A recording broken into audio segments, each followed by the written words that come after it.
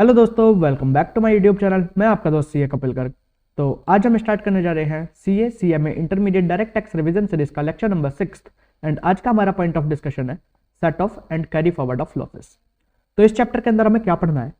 काफी टाइम क्या होता है, हमारी विद इन द हेड हम कोई एक से ज्यादा सोर्स ऑफ इनकम हमारा होता है और उसके अंदर हमारा एक सोर्स ऑफ इनकम के अंदर हमें प्रॉफिट आ रहा होता है, बट दूसरे सोर्स ऑफ इनकम के अंदर हमें लॉस आ रहा होता है। हम एक एग्जाम्पल लेकर आपको समझा देते हैं। तो फॉर एग्जाम्पल पीजीबीपी हेड है आपका। अब पीजीबीपी हेड के अंदर आपके दो बिजनेस है, एक आप बिजनेस करते हैं लेट्स सपोज गारमेंट्स का एंड एक आप बिजनेस करते हैं केमिकल्स का। अब ड्यूरिंग द प्रीवियस ईयर आपका मान लेते हैं गारमेंट्स के अंदर 1,00,000 रुपए का प्रॉफिट आ रहा है एंड केमिकल्स के अंदर आपका 50,000 रुपीज का लॉस आ रहा है।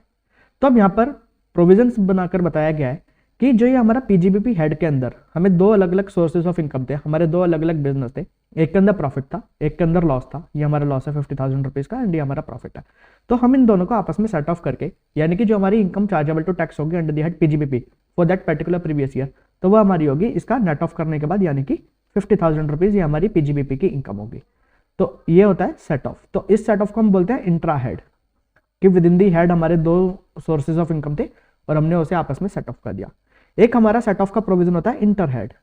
इंटर हेड करने का मतलब क्या होता है कि मान लीजिए आपको पीजीबीपी हेड के अंदर लॉस आ रहा है नेट में 1,00,000 का, ऑन दी अदर हैंड आपको किसी और हेड ऑफ इनकम के अंदर लेट्स सपोज यहाँ पर हम मान लेते हैं कैपिटल गेन के अंदर आपको यहाँ पर प्रॉफिट आ रहा है ड्यूरिंग द ईयर 2,00,000 रुपीज का। तो अब पीजीबीपी के अंदर आपका 1,00,000 रुपए का लॉस है बट कैपिटल गेन के अंदर आपका 2,00,000 रुपीज का प्रॉफिट है।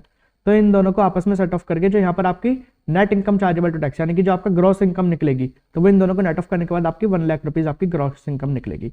तो कौन सी इनकम हम इंट्रा हेड सेट ऑफ कर सकते हैं, कौन सी इनकम हम इंटर हेड सेट ऑफ कर सकते हैं। और कभी कभी ऐसा होता है कि आपकी कोई इनकम मतलब आपकी इनकम कम होती है, ऑन दी अदर हैंड आपका लॉस ज्यादा होता है, तो तब भी आपका लॉस बच जाता है। यहाँ पर अगर हम ये एग्जांपल लेते हैं पीजीबीपी वाला, अगर हम इसे रिवर्स कर देते हैं कि यहाँ पर हमारा 1,00,000 रुपीज का लॉस था गारमेंट्स में बट केमिकल के अंदर हमारा 50,000 रुपीज का प्रॉफिट था, तो इस केस में ये यहाँ पे सेट ऑफ करने के बाद भी हमारा पीजीबीपी का नेट लॉस बच गया 50,000 रुपए।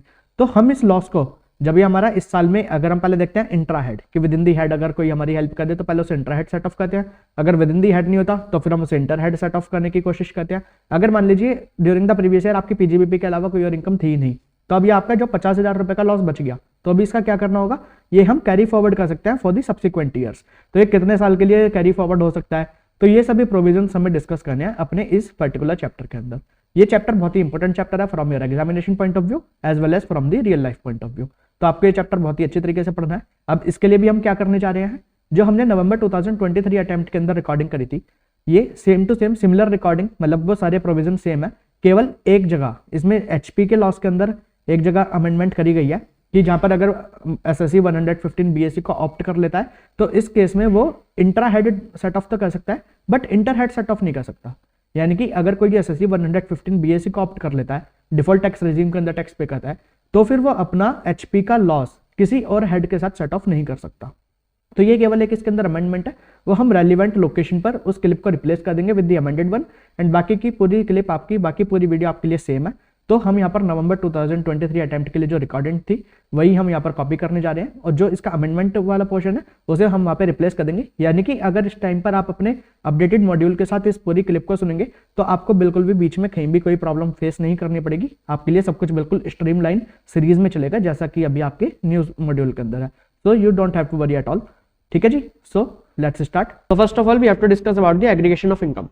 तो यहाँ पे कुछ इनकम्स होती है जो एक्चुअल में इनकम नहीं होती, बट अगर असेसिंग ऑफिसर को कोई एक्सप्लेनेशन प्रोवाइड नहीं करता या जो वो एक्सप्लेनेशन प्रोवाइड करता है वो असेसिंग ऑफिसर उससे सेटिस्फाई नहीं होते, then in that circumstances assessing officer उस पर्टिकुलर आइटम को आपकी इनकम बना सकते हैं and they will deemed it as income of the assessee. Okay, and ये हमने डिस्कस करा था अपने लेक्चर नंबर 1 में जब हमने basics of income tax discuss करे थे। तो उसके अंदर हमने 5 सेक्शन डिस्कस करे थे, which is section 68 which talks about cash credit, section 69, 69A, B, C, D which talks about unexplained investment, unexplained expenditure and all that things। तो वो आपको अगर आपको याद नहीं आ रहे तो आप हमारे रिवीजन लेक्चर नंबर 1 एक बार दोबारा से रिवाइज कर लीजिए, सो उससे आपको सभी याद आ जाएगा। उसके अंदर मैंने इन डेप्थ आपको सभी ये 6 सेक्शन पढ़ाए थे कि कौन कौन सी आइटम्स ऐसे होते हैं कि अगर असेसिंग ऑफिसर को एक पर्टिकुलर एक स्पेसिफिकली अपना कोई एक्सप्लेनेशन नहीं दे पाता, या अगर एक्सप्लेनेशन देता है और असेसिंग ऑफिसर उससे सेटिस्फाई नहीं होते, तो उन आइटम्स को असेसिंग ऑफिसर आपकी इनकम बना देते हैं एंड उस पर tax under section 115BE and उस पर टैक्स रेट होता है 60% and that will enhanced by surcharge of 25% and 4% health and education tax. तो इसमें इफेक्टिवली 78% का टैक्स रेट आता है। तो ये यहाँ पे उस वाली इनकम्स की बात कर रहे हैं। So some amounts are deemed as income in the hands of the assessee though they are actually not in the nature of income. These cases are contained in section 68, 69, 69A, B, C, D. So ये हमने सब chapter number 1 lecture number 1 के अंदर discuss करा था। So you can revise from there. Okay, so now यहाँ से हमारा ये मेन चैप्टर स्टार्ट होता है, concept of set off and carry forward of losses. So what do you mean by set off? Set off means adjustment of losses against the profit from another source head of the income in the same assessment year. तो simple language में set off का मतलब क्या होता है कि मान लीजिए आपके एक हेड के अंदर for example 2 source of income है, या आपके 2 अलग अलग हेड्स हैं। जैसे कि अगर मान लेते हैं हम कि आपका इनकम फ्रॉम पीजीबीपी, ये आपका एक हेड है एंड इसके अंदर आप 2 बिजनेस करते हैं, एक करते हैं आप टेक्सटाइल बिजनेस एंड एक करते हैं आप प्रिंटिंग बिजनेस। एंड आपका फॉर एग्जांपल टेक्सटाइल बिजनेस के अंदर प्रॉफिट है एंड प्रिंटिंग बिजनेस के अंदर लॉस है, तो ये दोनों आपस में सेट ऑफ हो सकते हैं। एंड सेकेंडली मान लीजिए आपका एक हेड होता है income from house property and एक हेड होता है आपका इनकम फ्रॉम पीजीबीपी। तो इनकम फ्रॉम हाउस प्रॉपर्टी के अंदर अगर आपको कोई लॉस है तो वो आपका सेट ऑफ हो सकता है from the income from PGBP, अगर पीजीबीपी के अंदर आपका कोई इनकम है। तो ये set off and carry forward. अगर हमारा कोई भी हेड का कोई लॉस पूरा कंप्लीटली सेट ऑफ नहीं हो पाता, कुछ बच जाता है, उसके बाद भी अनएब्जॉर्ब्ड लॉसेज हमारे कुछ बच जाते हैं, तो फिर हम उन्हें अपने सब्सिक्वेंट ईयर्स के लिए कैरी फॉरवर्ड कर सकते हैं एंड फिर हम उन्हें सब्सिक्वेंटली सेट ऑफ कर सकते हैं। तो वो सभी प्रोविजंस किस टाइप से क्या सेट ऑफ होता है, कितने साल के लिए हम कैरी फॉरवर्ड कर सकते हैं, फिर कैरी फॉरवर्ड करने के बाद किस किस से वो सेट ऑफ हो सकता है, ये सभी हम अपने इस चैप्टर के अंदर आगे पढ़ेंगे। So now let's move forward. Inter source adjustment. अब ये जो इंटर सोर्स कहने का मतलब है, हम इसे यहाँ पे इंट्रा हेड एडजस्टमेंट भी बोल सकते हैं। इंटर सोर्स कहने का मतलब कि आपका जो एक हेड है पर्टिकुलर इनकम फ्रॉम पीजीबीपी, उसके अंदर आपके 2 सोर्सेज ऑफ इनकम है, एक आपका टेक्सटाइल बिजनेस एंड एक आपका प्रिंटिंग बिजनेस। तो ये टेक्सटाइल का प्रॉफिट प्रिंटिंग का लॉस आपस में सेट ऑफ हो सकते हैं, तो इसे बोलते हैं हम इंटर सोर्स। एंड इसे दूसरे वर्ड्स में हम बोल सकते हैं इंट्रा हेड, क्योंकि हेड तो हमारा एक ही है पीजीबीपी, पीजीबीपी के अंदर 2 सोर्सेज थे। ठीक है, तो ये गवर्न होता है by section 70 of the income tax act. तो inter source set off of losses, losses incurred by the assessee in respect of one source, यानी कि फॉर एग्जांपल यहाँ पे आपका textile business shall be set off against income from any other source, for example printing business under the same head of income, क्योंकि दोनों आते हैं PGBP के अंदर। ठीक है, तो ये आपका inter source set of losses का प्रोविजन था। अब इसके अंदर 4 आइटम्स ऐसे हैं जो आप इंटर सोर्स या इंट्रा हेड आप आपस में सेट ऑफ नहीं कर सकते, तो वो कौन कौन से? Long term capital loss. अब ये जो कैपिटल लॉस गेन, ये जो कुछ भी आता है, ये आपका आता है income from capital gain head के अंदर। अब इनकम फ्रॉम कैपिटल गेन के अंदर भी आपके 2 टाइप के कैपिटल गेन हो सकते हैं, एक हो सकता है आपका लॉन्ग टर्म, एक हो सकता है शॉर्ट टर्म। लेकिन जो आपका लॉन्ग टर्म कैपिटल लॉस होता है वो आपका केवल लॉन्ग टर्म कैपिटल गेन से ही सेट ऑफ हो सकता है। आप मतलब मान लीजिए आपका कैपिटल गेन हेड के अंदर शॉर्ट टर्म कैपिटल गेन है but long term capital loss है, तो आप शॉर्ट टर्म कैपिटल गेन से लॉन्ग टर्म कैपिटल लॉस को सेट ऑफ नहीं कर सकते। वेयरएज अगर मान लीजिए आपका शॉर्ट टर्म कैपिटल लॉस होता but long term capital gain होता, तो आप शॉर्ट टर्म कैपिटल लॉस को सेट ऑफ कर सकते थे लॉन्ग टर्म कैपिटल गेन से। यानी कि छोटा भाई बड़े भाई की हेल्प नहीं करेगा बट बड़ा भाई छोटे भाई की हेल्प कर सकता है। Okay, second speculation loss. अब जो हमारे स्पेकुलेशन के बिजनेस होते हैं, स्पेकुलेटिव बिजनेस, जो हम डिस्कस करेंगे डिटेल में पीजीबीपी चैप्टर के अंदर, तो जो स्पेकुलेशन बिजनेस से होने वाले लॉसेज होते हैं वो केवल स्पेकुलेशन बिजनेस से ही सेट ऑफ हो सकते हैं। वो जैसे कि अगर स्पेकुलेशन बिजनेस है एंड एक आपका नॉर्मल बिजनेस है, तो वो आते तो दोनों पीजीबीपी हेड के अंदर ही है, बट अब ऐसा नहीं कि आप स्पेकुलेशन का लॉस नॉर्मल बिजनेस से सेट ऑफ कर लें, ऐसा नहीं हो सकता। स्पेकुलेशन का लॉस केवल स्पेकुलेशन के प्रॉफिट से ही सेट ऑफ हो सकता है। But on the other hand मान लीजिए आपका स्पेकुलेशन के अंदर कोई प्रॉफिट है एंड आपका नॉर्मल बिजनेस के अंदर लॉस है, तो आप नॉर्मल बिजनेस के लॉस को स्पेकुलेशन के प्रॉफिट से सेट ऑफ कर सकते हैं, बट स्पेकुलेशन के लॉस को नॉर्मल बिजनेस के प्रॉफिट के साथ सेट ऑफ नहीं कर सकते। Understood? Loss from the activity of earning and maintaining racehorses. तो अगर आप कोई भी रिसोर्सेज ऑन करते हैं एंड उन्हें मेंटेन करते हैं, तो उससे अगर आपको कोई लॉस होता है तो वो केवल आपका उसी पर्टिकुलर एक्टिविटी यानी कि आपकी owning and maintaining of the resources में अगर कोई इनकम होती है तो आपस में वही सेट ऑफ हो सकते हैं, ये किसी और हेड में या किसी और सोर्स से सेट ऑफ नहीं हो सकता। लॉसेस फ्रॉम स्पेसिफाइड बिजनेस, जो आपके स्पेसिफाइड बिजनेस होते हैं जो डिस्कस करेंगे हम in the section 35 AD in the chapter of PGBP. तो स्पेसिफाइड बिजनेस से होने वाले जो भी लॉसेज होते हैं तो वो केवल स्पेसिफाइड बिजनेस के प्रॉफिट से ही सेट ऑफ हो सकते हैं। जैसे स्पेकुलेशन में हमने पढ़ा, तो अगर स्पेसिफाइड के अंदर लॉस है तो वो नॉर्मल बिजनेस के प्रॉफिट से सेट ऑफ नहीं हो सकता। वेयर एज अगर स्पेसिफाइड के अंदर प्रॉफिट है एंड नॉर्मल बिजनेस एक्टिविटी के अंदर लॉस है तो वो आपस में सेट ऑफ हो सकते हैं। ठीक है। It must be noted that loss from an exempt source cannot be set off against profit from a taxable source. अगर मान लीजिए आपकी कोई इनकम एग्जेम्प्ट होती है तो अगर उस एग्जेम्प्ट इनकम पे अगर इनकम की जगह आपको लॉस हो जाता है तो वो लॉस भी एग्जेम्प्ट होता है एंड उसे कोई सेट ऑफ कैरी फॉरवर्ड उसका नहीं कर सकते किसी भी टैक्सेबल इनकम से। सो now next, inter head adjustment which is govern by section 71। तो इंटर हेड एडजस्टमेंट करने का मतलब क्या है कि अगर मान लीजिए आपके दो अलग अलग हेड्स के अंदर, एक हेड के अंदर आपका प्रॉफिट है एंड दूसरे हेड के अंदर आपका लॉस है, एंड अगर आप उन दोनों को आपस में सेट ऑफ कर देते हैं तो उसे हम बोलते हैं इंटर हेड एडजस्टमेंट। तो फॉर एग्जांपल कि मान लीजिए आपका एचपी के अंदर लॉस था, इनकम फ्रॉम हाउस प्रॉपर्टी में आपका लॉसेस थे, बट आपके इनकम फ्रॉम पीजीबीपी के अंदर कुछ प्रॉफिट्स थे, तो आप इन दोनों को आपस में अगर सेट ऑफ करते हैं तो उसे बोलते हैं हम इंटर हेड एडजस्टमेंट एंड ये गवर्न होता है by section 71। Loss under one head of the income, for example HP, can be adjusted और set off against income under another head, for example PGBP. ठीक है, तो ये सेट ऑफ हो सकते हैं अदर हेड्स में। However the following point should be considered. तो इसके अंदर फर्स्ट पॉइंट हमारा loss under any head other then capital gain, where the net result of the computation under any head of the income other than capital gain, याद रखना यहाँ पे capital gain नहीं, is a loss. The assessee can set off such loss against his income assessable for the assessment year under any other head including capital gain. तो यहाँ पे कहने का मतलब क्या है कि मान लीजिए आपके किसी भी हेड्स ऑफ द इनकम, जो हमारे 5 हेड होते हैं, उसमें कैपिटल गेन को हटाकर अगर आपके किसी भी हेड के अंदर कोई लॉस होता है तो वो लॉस आपका सेट ऑफ हो सकता है दूसरे हेड के साथ। अब जैसे सैलरी के अंदर तो लॉस आपका कभी होगा ही नहीं, अगर मान लीजिए आपका एचपी के अंदर लॉस है या आपका पीजीबीपी के अंदर लॉस है तो वो आपका सेट ऑफ हो सकता है अदर हेड्स के साथ। यानी कि फॉर एग्जांपल कि एचपी का लॉस सेट ऑफ कर लिया आपने पीजीबीपी के साथ, पीजीबीपी का लॉस सेट ऑफ कर लिया आपने एचपी के साथ और वाइस वर्सा, तो हो सकता है। बट कैपिटल गेन के अंदर अगर आपके कैपिटल गेन हेड के अंदर कोई भी लॉस होता है तो वो आपका केवल कैपिटल गेन हेड के अंदर ही अंदर आपका सेट ऑफ हो सकता है, उसके लिए आप किसी और अदर हेड की हेल्प नहीं ले सकते। Loss under the head profit and gain from business और प्रोफेशन, तो अगर आपका पीजीबीपी के अंदर कोई लॉस है तो that can be set off against income under the head salaries, that can not be. तो अगर मान लीजिए आपका पीजीबीपी के अंदर कोई लॉस होता है तो पीजीबीपी के लॉस को आप सैलरी हेड की इनकम के साथ सेट ऑफ नहीं कर सकते, बस आपको यहाँ पे ये याद रखना है। Loss under the head capital gain, अगर आपका कैपिटल गेन हेड के अंदर कोई भी लॉस होता है तो उसे आप किसी भी अदर हेड के साथ सेट ऑफ नहीं कर सकते, कैपिटल गेन केवल कैपिटल गेन की ही इनकम से सेट ऑफ हो सकता है। Now come to loss under the head income from house property. तो इसके अंदर अमेंडमेंट करी गई है ड्यूरिंग द प्रीवियस ईयर। तो क्या अमेंडमेंट है इसके अंदर, तो सबसे पहले हम एग्जांपल से समझ लेते हैं। मान लेते हैं आपके पास 2 हाउस प्रॉपर्टी है, एक आपकी लेट आउट प्रॉपर्टी है एंड एक आपकी सेल्फ ऑक्यूपाइड प्रॉपर्टी है। लेट आउट प्रॉपर्टी में आपकी इनकम जो कंप्यूट करने के बाद हाउस प्रॉपर्टी की इनकम आती है वो यहाँ पर आती है फॉर एग्जांपल 2 लाख रुपए।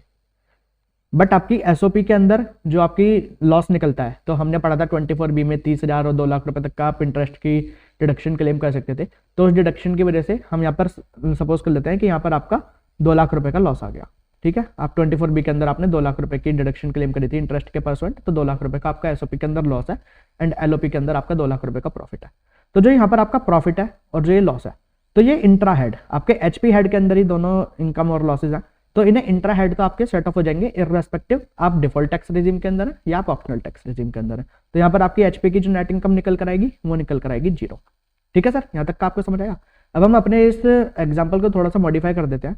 अब यहाँ पर हम मानते हैं कि आपकी एलओपी के अंदर आपकी कोई एलओपी प्रॉपर्टी है ही नहीं, तो यहाँ पर आपकी एलओपी की कोई भी इनकम नहीं है, आपके पास केवल एक सेल्फ ऑक्यूपाइड प्रॉपर्टी है और उसके अंदर हम यहाँ पर आपका लॉस मॉडिफाई कर देते हैं कि मान लेते हैं आपका लॉस था 3 लाख रुपए का। ठीक है जी, तो अब यहाँ पर आपकी एचपी की इनकम कितनी आ गई, आपकी एचपी के अंदर निकल कर आ गया लॉस 3 लाख रुपए का।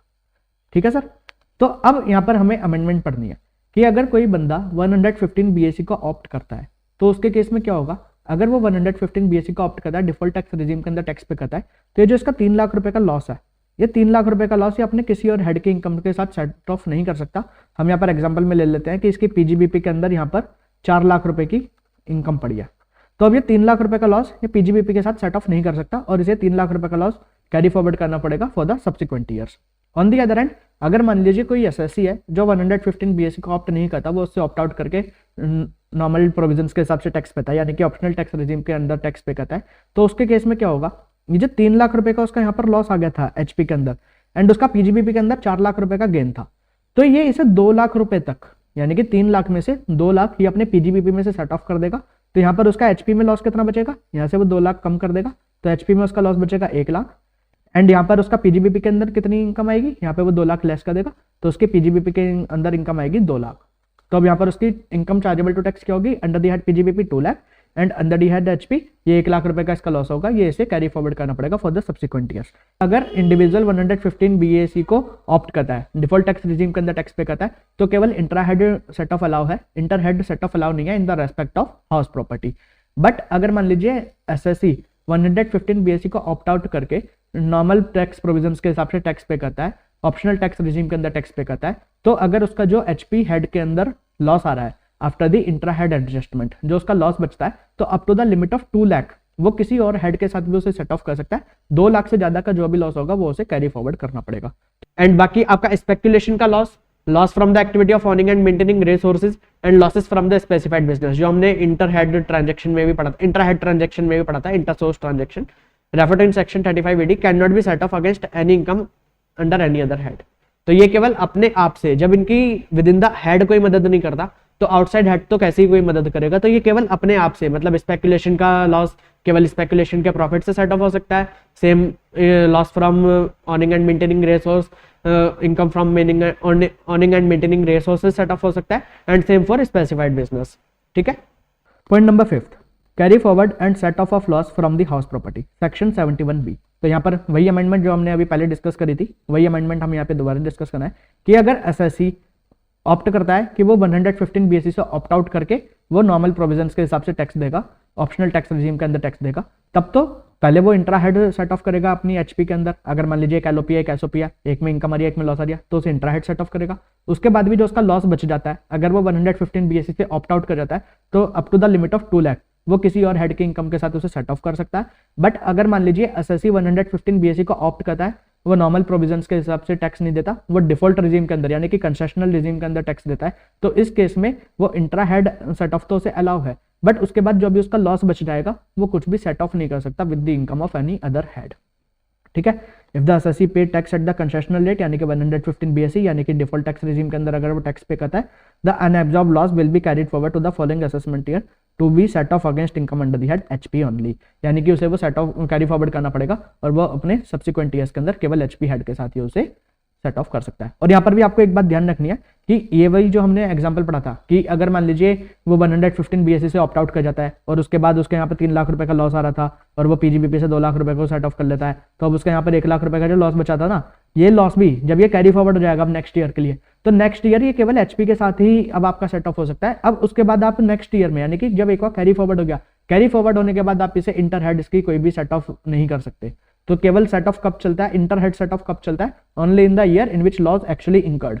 एक बार जब वो लॉस आपका कैरी फॉरवर्ड हो जाता है टू दी सब्सिक्वेंट ईयर्स, तो कैरी फॉरवर्ड होने के बाद इसके पर कट जाते हैं, यानी कि अब ये अपने हेड से बाहर किसी और हेड के साथ सेट ऑफ नहीं हो सकता, विद इन दी हेड ये सेट ऑफ हो सकता है। और इसके लिए मैक्सिमम पीरियड क्या होता है कैरी फॉरवर्ड करने के लिए, तो it can be carried forward for the up to 8 assessment years. तो आपका जिस भी असेसमेंट ईयर के अंदर लॉस हुआ उससे 8 असेसमेंट ईयर्स तक आप इसे कैरी फॉरवर्ड कर सकते हैं, और अगर उसके बाद भी आपका फुल्ली सेट ऑफ नहीं होता तो फिर आपका लॉस हो जाता है लैप्स। ठीक है। Once a particular loss is carried forward, it can be set off only against the income from the same head. ठीक है। कैरी फॉरवर्ड होने के बाद उसके पर कट जाते हैं। आप सिंपल भाषा में याद रखिए कि एक बार जैसे वो कैरी फॉरवर्ड रहता है उसके बाद उसके कट जाते हैं पर, तो वो अपने हेड से बाहर नहीं जा सकता, वो विद इन दी हेड अपने हेड के अंदर ही किसी भी इनकम से सेट ऑफ हो सकता है, अपने हेड के बाहर के इनकम से वो सेट ऑफ नहीं हो सकता। ठीक है सर। सो नाउ ये इलस्ट्रेशन आप एक बार देख लेना तो उससे आपको समझ आ जाएगा। चलिए, तो next section 72 carry forward and set off of business losses. तो अब जो बिजनेस से होने वाले लॉसेस हैं, तो loss should have been incurred in the business profession और वोकेशन। तो केवल मतलब बिजनेस प्रोफेशन या वोकेशन से ही लॉस होना चाहिए आपका। The loss should not be in the nature of a loss in the business of speculation. तो स्पेकुलेशन वाला जो बिजनेस होता है वो नॉर्मल बिजनेस से सेट ऑफ नहीं हो सकता। And loss from one business can be carried forward and set off against the income from any other business. ठीक है, मतलब वो विद इन द हेड आपका पीजीबी के अंदर 3-4 टाइप के नॉर्मल बिजनेस है, तो वो उस किसी भी बिजनेस से सेट ऑफ हो सकता है, बट अपने पीजीबीपी हेड के बाहर नहीं जा सकता। सैलरीज से तो कभी भी होता ही नहीं है पीजीबीपी सेट ऑफ, बट जैसे हाउस प्रॉपर्टी या कोई और हेड, उससे वो सेट ऑफ नहीं हो सकता कैपिटल गेन या किसी और हेड के अंदर। Person who incurred the loss alone is entitled to carry forward and set off the losses. तो इस पॉइंट का मतलब क्या है कि फॉर एग्जाम्पल मिस्टर ए का एक बिजनेस है एंड अब वो मिस्टर ए ने ट्रांसफर कर दिया to mister B, but not by the way of inheritance. Mister B को वो बिजनेस इनहेरिटेंस में नहीं मिला होना चाहिए, किसी और वजह से वो ट्रांसफर करा है मिस्टर ए ने मिस्टर बी को, एंड जिस टाइम पे मिस्टर ए उस बिजनेस को करते थे उस टाइम का कुछ लॉसेज है नॉर्मल बिजनेस के अंदर, तो अब जब वो ट्रांसफर हो गया है मिस्टर बी को, तो मिस्टर बी उस लॉसेस को यूज नहीं कर सकते to set off the profit of the succeeding years, यानी कि ट्रांसफर के बाद अब जब मिस्टर बी प्रॉफिट कमाएंगे तो वो उस प्रॉफिट को सेट ऑफ नहीं कर सकते by the brought forward losses, ठीक है। The loss can be carry forward and set off only against the profit of the assessee who incurred the losses. The successor of a business cannot carry forward and set off the losses of his predecessor except in the case of succession by inheritance. अगर आपको inheritance से मिलता है तो कोई issue नहीं है, but अगर इनहेरिटेंस की वजह से किसी और तरीके से सक्सेसर बन जाता है, ट्रांसफर हो जाता है बिजनेस का कुछ भी, तो फिर सक्सेसर जो ब्रॉट फॉरवर्ड लॉसेज है उनका बेनिफिट नहीं ले सकता। Maximum period for carry forward and set off of the losses, तो 8 असेसमेंट ईयर्स तक ही आप बिजनेस के लॉसेस को कैरी फॉरवर्ड कर सकते हैं, कैरी फॉरवर्ड करके सेट ऑफ कर सकते हैं only with in the income from PGBP head. ये इलस्ट्रेशन आप चेक कर लेना एक बार। अब next section number 73, losses in the speculation business. अब स्पेक्युलेशन बिजनेस का जैसे हमने स्टार्टिंग में पढ़ा था कि स्पेक्युलेशन बिजनेस के अंदर जो भी लॉसेज होते हैं तो वो केवल स्पेक्युलेशन बिजनेस के ही प्रॉफिट से सेट ऑफ हो सकते हैं। तो set off and carry forward of the losses from speculation business, the loss incurred in speculation can neither be set of in the same year against any other non speculation income nor be carried forward and set off against any other income in the subsequent years. तो जिस साल में वो losses इनकर हुए उस साल में भी वो किसी और इनकम या किसी और हेड के अंदर सेट ऑफ नहीं हो सकते, एंड सक्सीडिंग ईयर में जब आप उसे कैरी फॉरवर्ड कर लेते हैं तो उसके बाद भी वो किसी नॉर्मल इनकम से, पीजीबीपी किसी नॉर्मल बिजनेस की इनकम से या किसी और हेड के अंदर सेट ऑफ नहीं हो सकते, वो केवल स्पेक्युलेशन बिजनेस की इनकम से ही सेट ऑफ हो सकते हैं। Can be carry forward to the subsequent years and set off only against income from any speculation business carried on by the assessee. Loss from the activity of trading in derivatives is not to be treated as speculation loss. तो अगर आप कोई derivatives के अंदर trade करते हैं, derivatives करने का मतलब futures and options like Nifty, bank Nifty या कोई शेयर का फ्यूचर है, तो अगर आप इसके अंदर कोई भी ट्रेडिंग करते हैं एंड उससे आपको कोई लॉस होता है तो उस लॉस को हम स्पेक्युलेशन लॉस नहीं बोलते, उसे हम नॉर्मल बिजनेस ही मानते हैं। अब इसका मैक्सिमम पीरियड क्या होता है स्पेक्युलेशन लॉसेस को कैरी फॉरवर्ड करने के लिए, तो हम इसे मैक्सिमम 4 ईयर्स तक के लिए कैरी फॉरवर्ड कर सकते हैं, 4 ईयर्स के बाद ये लैप्स हो जाते हैं। When a business of a company deemed to be carrying on a speculation business, तो अब इसके अंदर एक एक्सप्लेनेशन डाली गई थी। The explanation to this section provides that where any part of the business of a company consists in the purchase and sale of the shares of other companies, अगर किसी कंपनी के बिजनेस का कुछ part है कि उसे purchase sale मतलब cell and purchase करता है of the shares of the other company, such company shall be deemed to be carrying on the speculation business to the extent to which the business consists of the purchase and sale of such shares। तो अब जो भी वो purchase and cell की transaction है तो उतने business को माना जाएगा कि ये उस कंपनी का स्पेक्युलेशन बिजनेस है, ठीक है।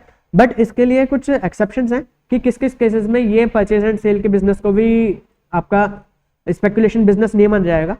अगर company whose gross total income consist of mainly income chargeable under the head interest on securities, income from house property, capital gain and income from other sources. अगर किसी कंपनी की gross total income के अंदर ये इन्हीं head से mainly income आ रही है, कौन कौन से head, income on security, income from house property, capital gain और income from other sources, then in that case अगर company sale and purchase of the share भी करती है ऑफ द अदर कंपनीज, तब भी हम उसे ये नहीं बोलेंगे कि वो स्पेक्युलेशन बिजनेस है, हम उसे नॉर्मल बिजनेस ही माना जाएगा वो। And a company the principal business of which is the business of trading, अगर किसी का प्रिंसिपल बिजनेस ही ट्रेडिंग है शेयर्स का तो उसके केस में उसे नॉर्मल बिजनेस बोला जाएगा, स्पेक्युलेशन नहीं। अगर कंपनी का बिजनेस है बिजनेस ऑफ बैंकिंग और अगर कंपनी का बिजनेस है granting of loans and advances, तो इन 3 सर्कमस्टांसेस के अगर ये 3 टाइप के बिजनेसेस हैं तो फिर उसके लिए हम मानेंगे कि अगर वो सेल एंड परचेस करता है of the shares of another companies, तब भी हम उसे स्पेक्युलेशन नहीं बोलेंगे, हम उसे नॉर्मल बिजनेस ही मानेंगे। They would not be deemed to be carrying on speculation business, ठीक।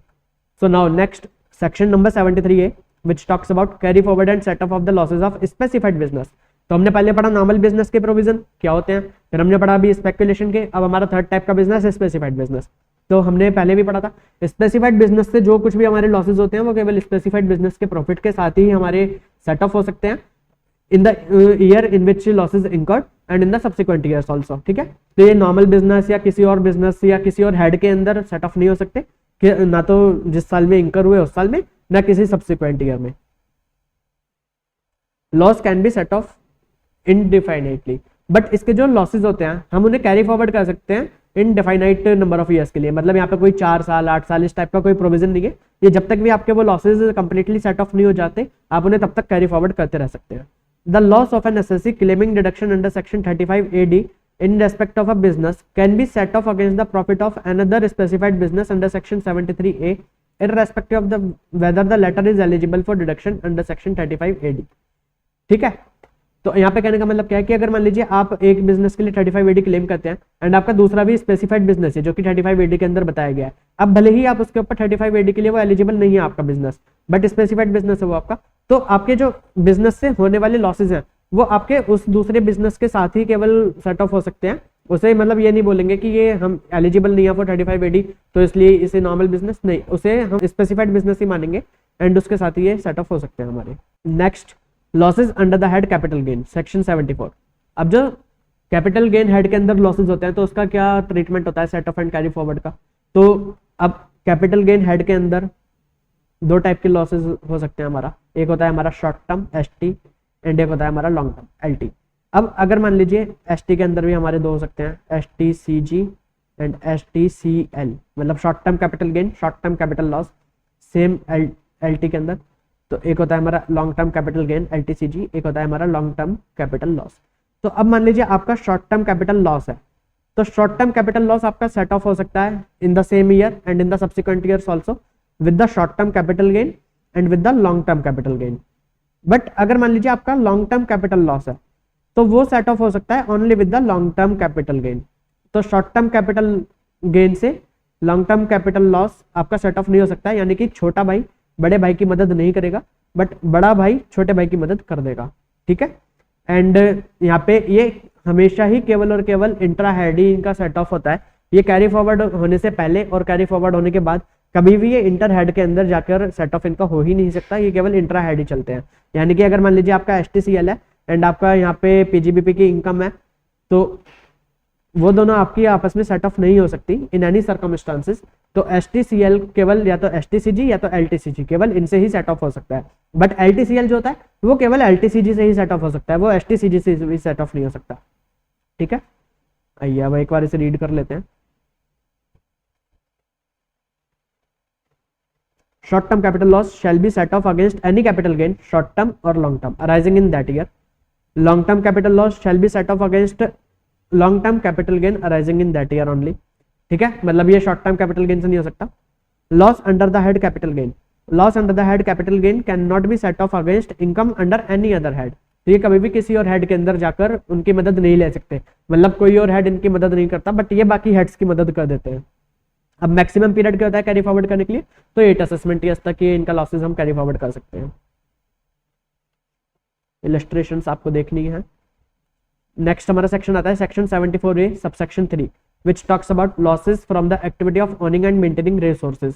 तो अगर आपके कोई भी टाइप का लॉस है from the owning and maintaining racehorse तो वो आपका सेट ऑफ हो सकता है only from the profit of owning and maintaining racehorse in the year in which it incurred and in the subsequent years as well. ठीक है, and हम इसे कैरी फॉरवर्ड कब तक कर सकते हैं, हम इसे कैरी फॉरवर्ड कर सकते हैं only for the 4 assessment years. ठीक है, अब इसका ऑर्डर क्या होता है, order of set of losses. तो सबसे पहले हम करंट ईयर डेप्रिसिएशन होता है जो हमारा, तो सबसे पहले करंट ईयर डेप्रिसिएशन को हम सेट ऑफ करते हैं। उसके बाद करंट ईयर के capital expenditure on scientific research and current year के expenditure on the family planning, इन्हें सेट ऑफ करते हैं। फिर जब ये सब हो जाता है उसके बाद हम ब्रॉड फॉरवर्ड लॉसेस, जो बिजनेस एंड प्रोफेशन के ब्रॉड फॉरवर्ड लॉसेस होते हैं उन्हें सेट ऑफ करते हैं। Brought forward losses set off होने के बाद हम अनएब्जॉर्ब्ड डेप्रिसिएशन को सेट ऑफ करते हैं एंड उसके बाद unabsorbed capital expenditure on the scientific research and last में unabsorbed expenditure on the family expenditure, family planning. तो ये हमारा पूरा ऑर्डर होता है। तो आप ऑर्डर को याद रखना, मतलब बेसिकली इसमें आपको याद रखना है कि हम पहले ब्रॉड फॉरवर्ड लॉसेस को सेट ऑफ करते हैं एंड उसके बाद अनएब्जॉर्ब्ड डेप्रिसिएशन को सेट ऑफ करते हैं। अब ये अनएब्जॉर्ब्ड डेप्रिसिएशन कहने का मतलब क्या होता है, बहुत बार हमारे बिजनेस के अंदर इनकम इस टाइप से होती है कि हम अपना पूरा का पूरा डेप्रिसिएशन भी एब्जॉर्ब नहीं कर पाते। फॉर एग्जांपल कि मान लीजिए आपकी PGBP की इनकम है before giving effect of the depreciation 5 lakh rupees and आपका डेप्रिसिएशन है 8 लाख रुपीज। तो अब आपका ये पूरा डेप्रिसिएशन भी एब्जॉर्ब नहीं हो पाएगा, तो जो आपका 3 लाख रुपए का डेप्रिसिएशन बच जाएगा तो हम इसे बोलते हैं अनएब्जॉर्ब डेप्रिसिएशन। तो अब ये अनएब्जॉर्ब डेप्रिसिएशन को आप कैरी फॉरवर्ड कर सकते हैं इनडिफाइनाइट नंबर ऑफ ईयर्स के लिए एंड आप इसे फ्यूचर में सेट ऑफ कर सकते हैं। तो उसके लिए यहाँ पे ऑर्डर को आपको याद रखना है कि आपके जो भी पहले ब्रॉड फॉरवर्ड लॉसेज हैं तो आप पहले उन्हें सेट ऑफ कर लीजिए एंड उसके बाद अनएब्जॉर्ब डेप्रिसिएशन को सेट ऑफ करना। उससे फायदा क्या होता है कि जो ब्रॉड फॉरवर्ड लॉसेज होते हैं उनकी एक लिमिट होती है कि वो केवल 8 ईयर्स तक के लिए ही कैरी फॉरवर्ड हो सकते हैं, बट जो डेप्रिसिएशन है अनएब्जॉर्ब डेप्रिसिएशन वो उसकी कोई लिमिट नहीं है, वो इन्फिनिटी नंबर ऑफ ईयर्स तक के लिए कैरी फॉरवर्ड हो सकता है। तो पहले जिनकी लिमिट है पहले उन्हें खत्म कर लीजिए एंड जिसकी कोई लिमिट नहीं है उसे बाद में यूज कर लेना। अगर वो यूज नहीं भी हुआ उस पर्टिकुलर ईयर के अंदर तो उसे नेक्स्ट ईयर्स के अंदर ले जाएंगे, कोई लिमिट ही नहीं है क्योंकि उसके कैरी फॉरवर्ड के ऊपर। ठीक है, अब submission of the return of losses. तो अब जो भी हमारे ये लॉसेज होते हैं इन्हें हमें कैरी फॉरवर्ड करने के लिए रिटर्न फाइल करना जरूरी होता है। तो ये बताया गया है सेक्शन 80 के अंदर। As per section 80 business loss यानी कि आपके नॉर्मल बिजनेस वाले लॉस, स्पेकुलेशन बिजनेस लॉस आपके स्पेकुलेटिव बिजनेस से होने वाले लॉस, या आपके स्पेसिफाइड बिजनेस से होने वाले लॉस, या आपका कोई भी loss under the head capital gain, या आपका loss from the owning and maintaining racehorses, तो ये आपके कैरी फॉरवर्ड नहीं होंगे अनटिल एंड अनलेस कि आप 139 सबसेक्शन 3 के हिसाब से रिटर्न फाइल ना कर दें, यानी कि आपको लॉस का रिटर्न फाइल करना मैंडेटरी है to carry forward these losses. कौन कौन से? Normal business loss, speculation loss, specified business loss, loss from the capital gain and loss from the owning and maintaining racehorses. तो इसका कहने का मतलब कि आपके जो income under the head HP उसमें कोई अगर लॉस है एचपी हेड के अंदर, या आपका अनएब्जॉर्ब डेप्रिसिएशन जो है तो उसको आपको कैरी फॉरवर्ड करने के लिए ऐसी कोई रिक्वायरमेंट नहीं है कि आपको with in the time limit आपको रिटर्न फाइल करनी है। अगर आप उसके लिए रिटर्न नहीं भी फाइल करते तब भी आप लॉस फ्रॉम द एचपी और अनएब्जॉर्ब डेप्रिसिएशन को कैरी फॉरवर्ड कर सकते हैं। बट अगर आप within the time limit as prescribed under section 139 subsection 1 अगर उसके अंदर अंदर आप अपनी आईटीआर फाइल नहीं करते, अपनी रिटर्न ऑफ इनकम फाइल नहीं करते, तो आप ये 5 लॉसेस को कैरी फॉरवर्ड नहीं कर सकते। तो आपको कैरी फॉरवर्ड करने के लिए रिटर्न एंड वो भी with in the time file करनी मैंडेटरी है। तो इसी के साथ यहाँ पे हमारा चैप्टर फिनिश हो जाता है। तो आप सभी एक बार इलस्ट्रेशंस, इनके टेस्ट नॉलेज के क्वेश्चंस एंड सब कुछ देख लेना। आप हमारी रिविजनरी वीडियो को 5-6 बार सुनना एंड सभी क्वेश्चंस करने के बाद you will be ready for the exams. And उसके बाद आपको कोई भी टेंशन लेने की जरूरत नहीं है। आप सिंपली मतलब एग्जाम्स के अंदर डेफिनेटली आप रॉक करेंगे, उसमें कोई दो राय ही नहीं है। बस आपको अच्छी तरीके से मेहनत करते हुए सभी कंसेप्ट को रिवाइज करना है, सभी क्वेश्चंस को कर करके देखना है, 1-2 बार आपको हाथ से करके देखना है। उसके बाद आप उन्हें रीडिंग भी कर लेंगे। कोई भी टेक्निकल पॉइंट लगता है तो उसे स्टार मार्क कर लेना। मतलब आपको जो लास्ट डे रिवीजन होता है 1.5 डेज के अंदर, तो उसके अंदर आपको प्रैक्टिकली पॉसिबल नहीं है कि आप सारा कुछ एक बार दोबारा से देख पाए। तो केवल आपको मेन पॉइंट्स की, अगर आप करते टाइम पे कोई भी पॉइंट ऐसा लगा था कि आपसे मिस हो गया था एंड ये बड़ा ही मतलब इंपॉर्टेंट पॉइंट है, ये आपको एग्जाम के अंदर टेस्ट करा जा सकता है, तो आप उन्हें अभी से हाईलाइट करते चले।